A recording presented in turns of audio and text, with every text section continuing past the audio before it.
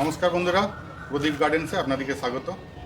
আজকে আম গাছের কিভাবে প্রতিস্থাপন করবেন, আম গাছের মাটি কিভাবে হওয়া উচিত, আম গাছের চারা নার্সারি থেকে কেনার সময় কীরকম চারা আপনারা সংগ্রহ করবেন, আম গাছের যাবতীয় বা আম গাছের যে রোগ হয়ে যায়, পাতা পুড়ে যায়, সেই সম্বন্ধে আজকে সম্পূর্ণ একটা ভিডিও থাকছে। তো ধৈর্য ধরে আপনারা ভিডিওটা দেখুন, আশা করি ভালো লাগবে। চারা কীরকম হবে, এই যে দেখুন একটা চারা আপনাদের দেখাচ্ছি, ঠিক এই রকম প্যাকেটের চারা আপনাদের কিনতে হবে। এখানে আরও প্যাকেটের চারা আছে আমার, এগুলো এটা অনেক দিন আগে নিয়ে এসেছিলাম। আর এটা দেখুন আরও এখানে দুটো আছে। তো এগুলো নার্সারি থেকে আনার পরে কি পরিচর্যা করবেন সেই সম্বন্ধে সমস্ত ভিডিও আজকে থাকছে। তো একদম স্কিপ করবেন না, সম্পূর্ণ ভিডিও দেখুন। এই যে চারাটা দেখছেন বন্ধুরা, এই চারাটা আমি বেশ কিছুদিন আগে নার্সারি থেকে নিয়ে এসেছিলাম। তো এর দেখুন অনেকগুলো শাখা প্রশাখা যুক্ত। দেখুন এখানে এই যে গ্রাফটিং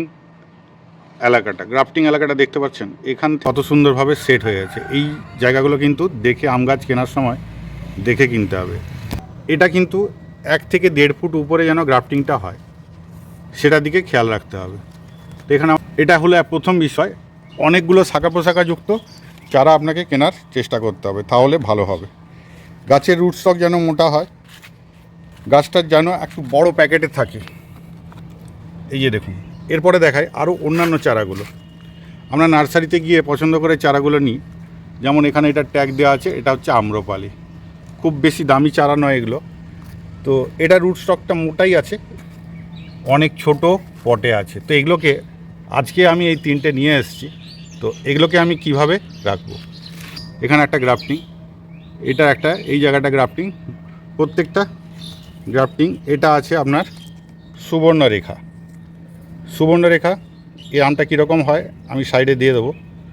এটা একটা আছে আপনার গোলাপ খাস, আর এটা আম্রপালি।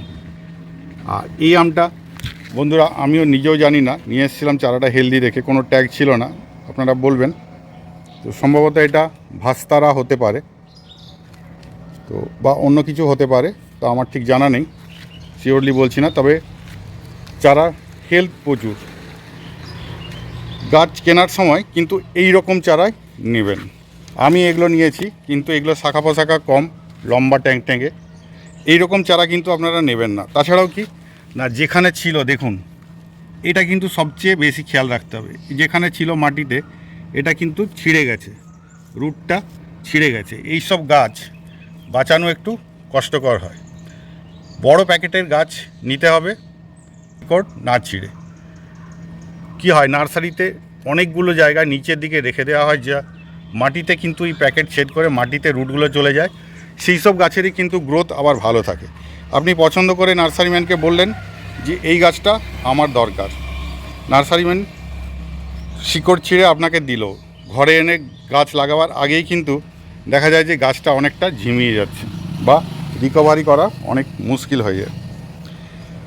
তো আজকে আমি মূলত যেটা দেখাবো, ওই বেশ কিছুদিন আগে এই গাছটা আমি এনেছিলাম। এর টব কীরকম হবে, টব নির্বাচন, মাটি প্রস্তুত করে কীরকম মাটি করলে গাছের হেলথ ভালো থাকবে, গাছের পাতা পুড়বে না। আম গাছ লাগানোর জন্য উপযুক্ত মাটি হচ্ছে এমন একটা মাটি আপনাকে প্রথমে নিতে হবে। যে দেখুন এখানে এই যে গাছ, এই যে বড় গাছ যার নিচে পাতা পড়ে আছে, দেখুন এই সব গাছের গোড়ার, আপনি চাইলে বট গাছ হলে আরও ভালো। তো যেখানে আপনার কোনো চাষ হয়নি সেখানে কি করতে হবে, এই যে এগুলো আছে, পাতাগুলোকে সরিয়ে দিয়ে উপরে ঝাড় দিয়ে নিচের দিকের যে পোর্শনের মাটিটা, এই যে দেখুন, এই মাটিটা কিন্তু আপনাকে সংগ্রহ করতে হবে। এই মাটিটা কিন্তু আম গাছের জন্য আদর্শ। এই যে উপরের দিকের মাটিটা, এই মাটিটা কিন্তু আম গাছের জন্য আদর্শ।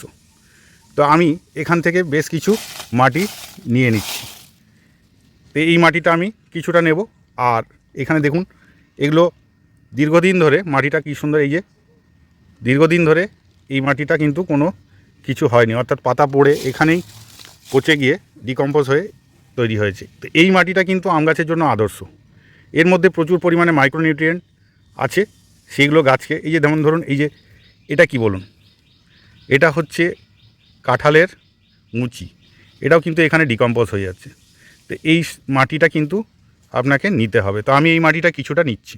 মাটি ওখানে কেঁচো মাটি ছিল, তো সেটাও কিছু নিলাম। কাঠি খচাগুলো একটু বেছে নিতে হবে। এরপর আমরা যেটা নেব প্লেন গার্ডেন সয়েল।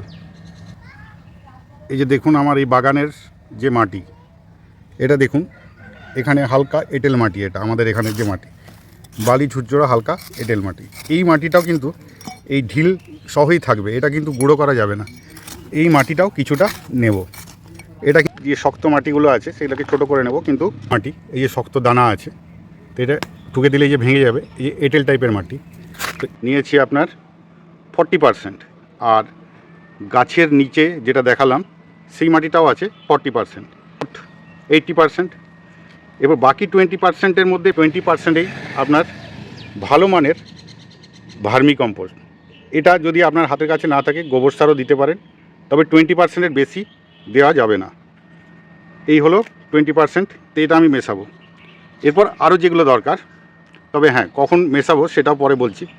এখানে দেখুন আমি 2 চামচ এই একটা গাছ রোপণের জন্য, অর্থাৎ 18 ইঞ্চি একটা টবের মাটিতে আমি 2 চামচ নিয়েছি হাড় গুঁড়ো, 2 চামচ নিয়েছি শিংকুচি বা শিং চাচা।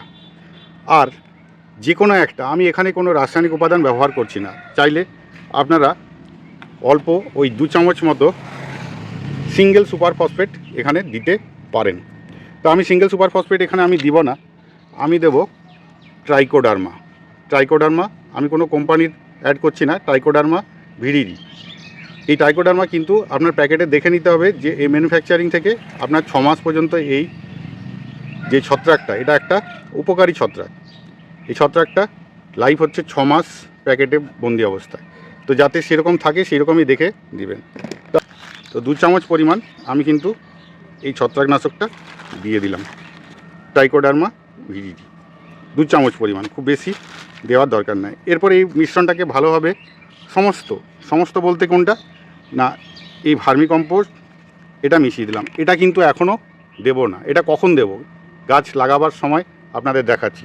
ভিডিওটা দেখতে থাকুন, তারপর এটা আমি ভালো করে মেখে নিই।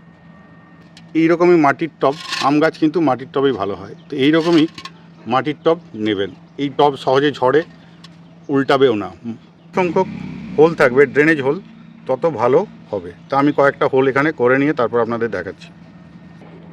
প্রথমেই আমরা কয়েকটা টব ভাঙার টুকরো, এই যে এই দিকের কার্ভ অংশটা ধরুন এখানে এরকমভাবে দিয়ে দিলাম। তো আমি দেখুন আরও কয়েকটা ছিদ্র করে নিয়েছি, ওই দিকেও একটা, বাইরের দিকের বা দেওয়ালের দিকে। কেন এই ছিদ্রগুলো বেশি করেছি আমি সাইডে দিয়ে দিচ্ছি, দেখুন যে এটা যেহেতু সারফেসটা নিচের দিকটা ফ্ল্যাট, সেই জন্য এতে জল এমনিতেই জমে যায়। ছিদ্রটা আমি একটা ভিডিও এখানে আপনার সাইডে দিয়ে দিচ্ছি দেখুন। তো সেই কারণে এগুলোর ড্রেনেজ সিস্টেমটা আমাদের খুব ভালো করে নিতে হবে। এরপর আমরা কী দেবো, এর সিন্ডার ঠিক এখানে দিয়ে দিলাম। এই সিন্ডারটা এতখানি দিয়ে দিলাম যাতে ড্রেনেজ সিস্টেমটা খুব ভালো থাকে। যদি না পান বালিচালা গুটিও দিতে পারেন, বা ছোট যে জিরো চিপসগুলো থাকে সেটা দিতে পারেন। এরপর এখান দিয়ে একটু মোটা বালি হালকা একটু দিয়ে দিতে হবে। এই যে দেখুন এটা অর্ধেকের চেয়ে বেশি মিশিয়ে নিলাম। শিংকুচি এবং হাড়গুঁড়া অল্প মিশালাম। যদি এটা আপনার কাছে না থাকে কোনো অসুবিধা নেই, এটা আমি মিশিয়ে দিয়ে বাকি এই যেটুকু আছে সেটা অল্প যেটা আছে সেটা এটার সাথে মিশিয়ে দিলাম, কিন্তু এখানে বেশি পরিমাণ মেশালাম। এবার এটা বেশি পরিমাণ মিশিয়ে কি করব না, ঠিক এর নিচে এই যে টবের নিচের দিকে এটা দিয়ে দেব। কেন এটা দিলাম নিচের দিকে না, এটা ধীরে ধীরে ডিকম্পোজ হবে, এর মধ্যে পৌঁছাবে না। এরপর আমরা কি করব, এখানে যেটা আছে মিশ্রণ, এর উপরের থেকে কিছু মাটি আমি আবার এর উপর দিয়ে দিলাম। এই যে জিয়ার দানা, এই বাইমিজাইম কোম্পানির জিয়ার দানা, এই জিয়ার দানা আমি 2 চামচ মতো এই মাটির মধ্যে মিশিয়ে দিলাম। এটা যদি আপনার কাছে থাকে তবে ভালো, এটা মাইক্রোনিউট্রিয়েন্ট। একটা কাটার নিয়ে আমি আগে এটাকে কেটে নিচ্ছি, সব দিক থেকে কেটে নিতে হবে।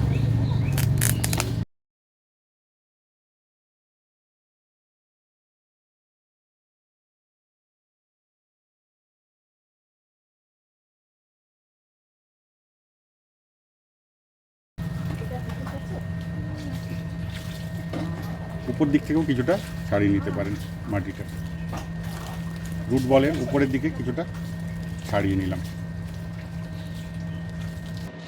এরপর আমি কি করব, দেখুন এখানে আমার ঠিক পজিশন হয়ে গেছে, এর বেশি কিন্তু আমি দেব না। এরপর সাইড দিয়ে মাটিটা ভালো করে দিয়ে দিতে হবে। এখানে কিন্তু কিছুটা জায়গা আমি ফাঁকা রাখবো, ঠিক এর চেয়ে বেশি আর দেবো না। এখানে দেখুন প্রায় 1.5 ইঞ্চি বা 2 ইঞ্চি মতো আমার ফাঁকা। এরপর এটা কিন্তু ভরপুর জল দিয়ে দেবো। এই ক্যারেটের মধ্যে আমি এই গাছগুলোকে রেখে দেবো। বন্ধুরা দেখুন, এই যে কোকোপিট নিয়েছি, এই কোকোপিট নিয়ে এখানে কিন্তু আমি গাছগুলোকে ঠিকঠাকভাবে রেখে আর এটা ভর্তি করে দেবো কোকোপিট। তাহলে কি হবে, যেহেতু এই পটটা ছোট, মানে প্যাকেটটা ছোট, এর জলটার ময়েশ্চার ঠিক থাকবে এবং গাছগুলো ভালো থাকবে। আমি এখানে প্যাকেটের সমস্তটা দিয়ে দিচ্ছি, তারপর আপনাদের দেখাচ্ছি। কোকোপিট দেওয়া হয়ে গেছে। এবার এটাকে ছাওয়াযুক্ত স্থানে, অর্থাৎ ছাওয়াযুক্ত স্থানে বলতে আপনি গ্রিন নেটের, এইভাবে গ্রিন নেটের নিচেও রাখতে পারেন। তো আমি এখানে গ্রিন নেটের নিচে রেখে দিচ্ছি এবং ভালো করে জল দিয়ে দিচ্ছি। যে সবাই দেখেছি যে আম গাছ মেরে ফেলে, আমিও মেরেছি প্রথম না বলবো না। তো যেটুকু অভিজ্ঞতা অর্জন করেছি সেটুকু আপনাদের সামনে শেয়ার করলাম। আর প্রথম কথা হচ্ছে, মিডিয়াতে আপনারা কখনোই